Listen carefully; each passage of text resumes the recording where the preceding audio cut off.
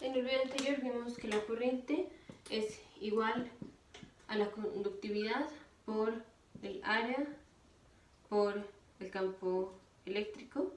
El campo eléctrico, dijimos, es lo mismo que voltaje entre longitud o distancia. La longitud puede ser el largo de un cable. Entonces tenemos la corriente es igual a la conductividad por el área por el voltaje entre el largo.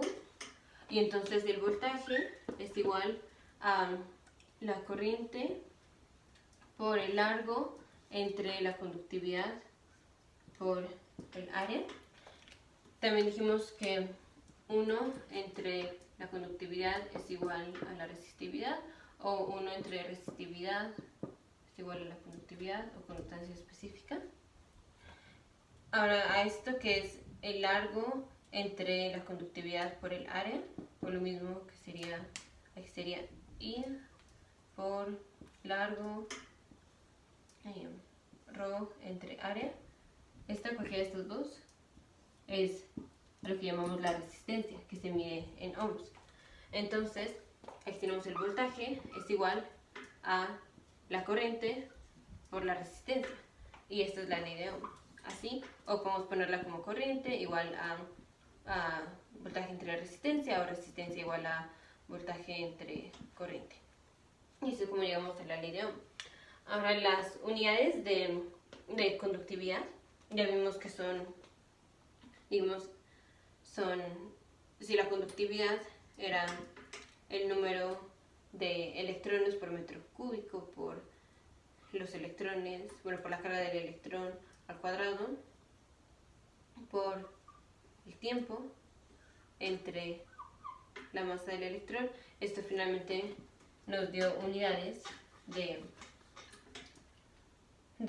Coulomb cuadrado segundo entre kilogramo metro cúbico.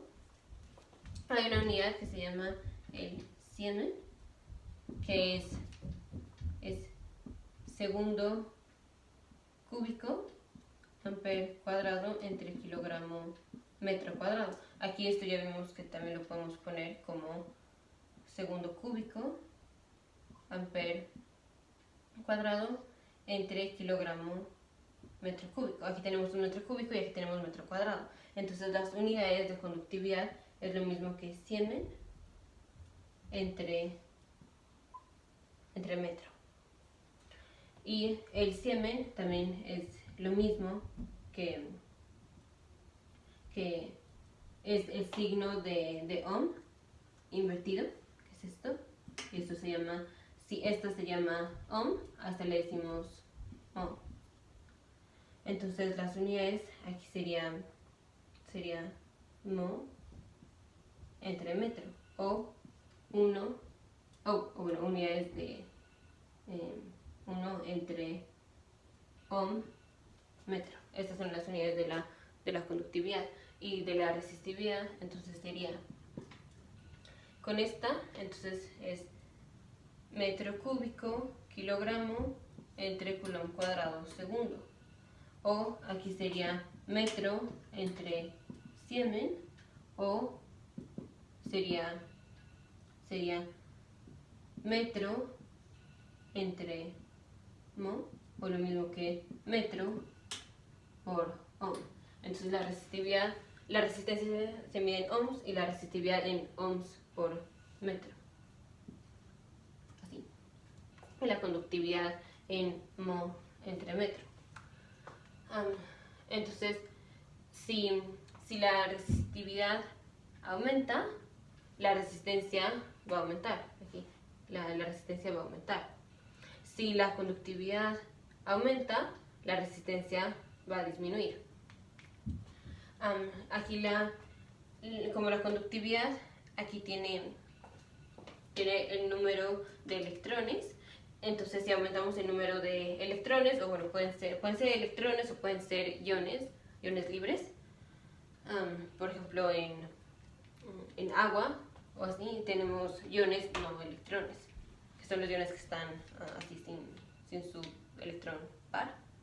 Entonces, aquí tenemos, si aumenta el número de iones, por ejemplo, con la temperatura, hacemos que los iones salgan porque aumenta la temperatura, entonces pueden salir. Entonces aumenta N, aumenta la conductividad, disminuye la resistencia.